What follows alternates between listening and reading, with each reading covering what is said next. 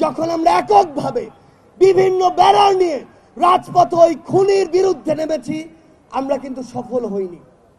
কিন্তু এই 16 বছরে জুলুম অত্যাচারের পরে সকল রাজনৈতিক মতাদর্শ, দল, মত, ধর্ম, বর্ণ, বয়স ভুলে গিয়ে যখন আমরা ঐক্যবদ্ধভাবে রাজপথে নেমেছি, খুনি হাসিনা দেশ ছেড়ে পালিয়েছে। কিন্তু খুনি হাসিনা দেশ ছেড়ে পালানোর পর এই নতুন বাংলাদেশে আজ কি ঘটছে সেগুলো আমাদের দেখা খুবই গুরুত্বপূর্ণ।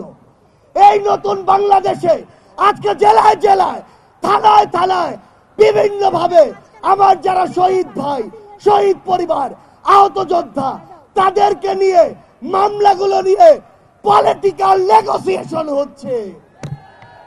আজকে টাকার বিনিময়ে মামলা লেখা হচ্ছে, টাকার বিনিময়ে মামলা উইথড্র হচ্ছে।